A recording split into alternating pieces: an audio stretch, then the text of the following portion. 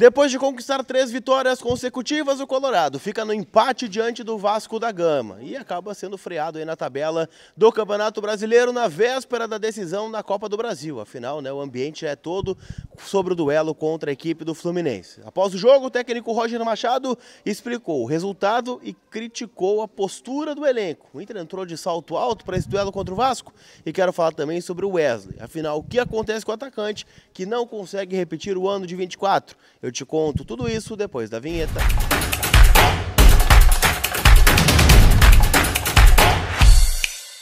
Tudo bem, gente? Vamos trocar uma ideia então, afinal. Eu quero atualizar as últimas informações do Internacional aqui direto do estádio Beira-Rio, onde o Colorado empatou com o Vasco da Gama em 1-1 e viu sua sequência de 3 jogos com vitória ser interrompida. É claro, fica a invencibilidade e aquela coisa, poderia ter sido muito pior. Acabou ficando menos ruim do que poderia ter sido, mas ainda assim, acredito que o Inter tenha deixado 2 pontos aqui contra o Vasco. É o sentimento que a gente sai aqui do Beira-Rio. Eu quero atualizar tudo das últimas informações do Internacional, dar um pitaquinho sobre o que foi o jogo, em nome da Gigante Veículos. O teu carro novo tá lá te esperando, na Avenida Central, em Capão da Canoa, aquele rescaldinho das negociações do final de semana, troca do showroom, tudo você encontra na Gigante, que fica na Avenida Central, em Capão da Canoa, e no @Gigante Veículos lá no Instagram. Você encontra tudo lá. Tenho certeza que o teu carro novo, independente do modelo de vida que você está vivendo agora, um carro esportivo, um carro mais confortável, você encontra na Gigante Veículos. O link está aqui na descrição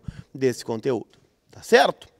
Turma, vamos falar um pouquinho do que foi o duelo do Inter contra o Vasco. Afinal, o Inter acabou jogando muito mal no primeiro tempo, um duelo onde o Inter poderia ter perdido até por mais gols de diferença, saiu perdendo com o gol do Ryan, logo depois dos 30 do primeiro tempo, mas a verdade é que o Vasco amassou o Inter. Foi um nó tático do Fernando Diniz em cima do Roger Machado, que traz alguma preocupação, porque o Inter não conseguiu jogar, por mais que tenha colocado praticamente a força máxima em campo. As trocas foram a saída do Vitão, que estava suspenso pelo 3º cartão amarelo, e a entrada do Cleiton Sampaio, e também a saída do Carboneiro, que revelou na entrevista depois do jogo na televisão que estava desgastado fisicamente, está voltando de lesão, ficou um longo período parado. Aí o jogador colombiano do Internacional, que foi decisivo, foi o melhor jogador em campo. Então teria pedido o técnico Roger Machado para não jogar, para não começar o jogo. Entrou no intervalo e foi o jogador mais imponente do Inter, fez o gol, foi participativo, teve bola no poste. Então, sem dúvidas, foi um jogador diferencial aí do Inter neste jogo. Mas o primeiro tempo foi ruim, o Vasco teve domínio, teve as melhores chances de gol, o Verratti perde 2 ou 3 gols feitos, tem jogadas aí que o Rocher também acaba defendendo, e aí sai o gol do Ryan. E aí o Inter acorda um pouquinho para o jogo, que mostra que não é só uma questão de tática do Diniz em cima do Roger, mas também de postura do Inter. Afinal, o Inter poderia, mesmo desorganizado, mesmo tendo um domínio do Vasco da Gama, ter sido um pouquinho mais agressivo, um pouquinho mais arrojado em relação ao duelo aqui no estádio Beira-Rio. O Prado chuta, o Léo Jardim faz uma puta defesa, tem bola no poste do Cleiton Sampaio, tem a cabeçada do Borré, tem outros lances que o Inter poderia ter empatado ainda no primeiro tempo. No segundo, o Inter tem um domínio um pouco maior, só o Inter jogou, o Inter teve chances de gol, como eu disse, bola no poste, defesa do goleiro, e a partir do minuto 40, se eu não estou enganado, para mim o lance que muda o jogo, a partir da expulsão correta do Léo Jardim, que acabou levando o 2º cartão amarelo em virtude de fazer cera, já tinha levado um cartão amarelo merecido, pela demora em repor o jogo.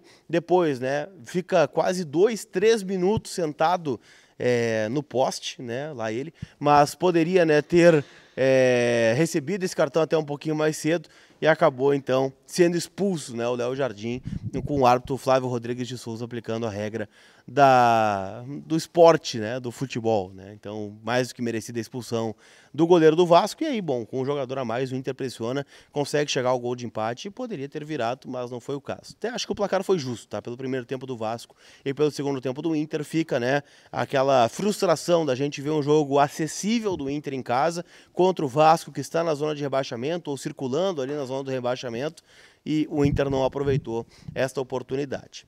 Na coletiva, o Roger, meio que ficou pistola com o grupo, Falou que o nível de concentração que o Inter entrou no jogo não condiz, com a postura que um time como o Inter tem que ter numa partida como essa. O Thiago Maia, até no intervalo, deu uma entrevista na televisão e falou que o time entrou dormindo.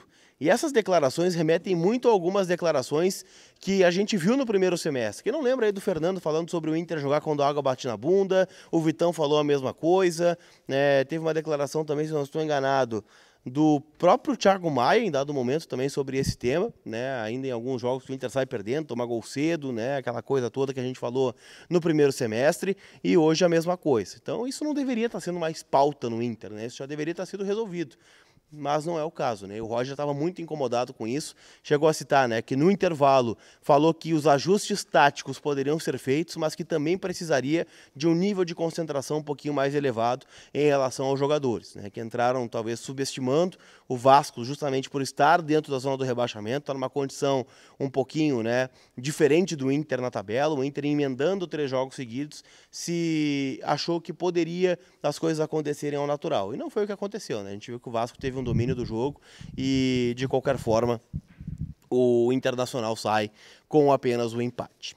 É claro, que o ambiente já é de mobilização para o jogo. O Roger mesmo, fez esse papel, dizendo, de que acredita que o Inter será diferente na quarta-feira, quando vai encarar o Fluminense pelo jogo de ida, da Copa do Brasil, jogo de oitavas de final, justamente, porque acredita que o Inter, no momento decisivo da temporada, ou nos momentos decisivos da temporada, seja no Gauchão, seja na Libertadores, acabou, dando resposta, venceu o Bahia quando precisava classificar, venceu o Grenal, decisivo na Arena também, jogo de ida do Campeonato Gaúcho, passou em primeiro, como líder do seu grupo, num grupo da morte, um grupo difícil da Libertadores, e ele também colocou neste pacote o segundo tempo do jogo de hoje, quando o Inter, tomou aquele puxão de orelha, aquela regada no vestiário, trouxe, para dentro do campo um bom rendimento e poderia ter saído com um placar um pouquinho melhor. Então o Roger acredita que o Inter vai dar essa resposta na quarta-feira, afinal a gente está falando há bastante tempo, sobre esse foco nas Copas, então o nível de concentração é outro, o nível,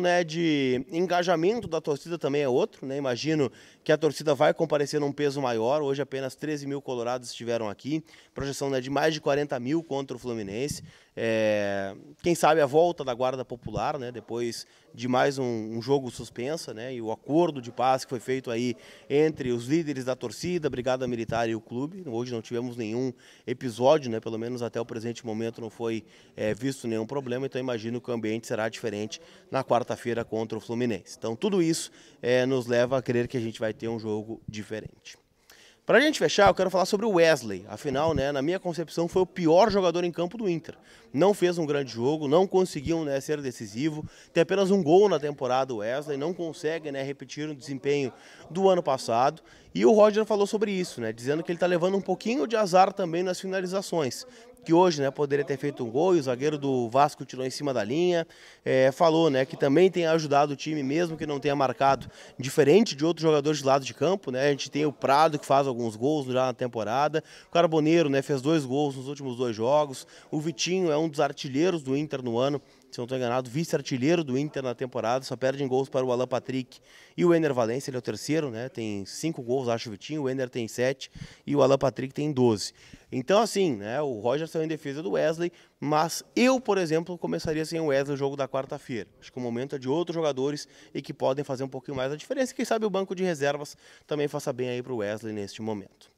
Tá certo? Não esquece que todo o conteúdo aqui no canal, em nome da KTO, kto.bet.br, minha casa de apostas, pode ser a sua também.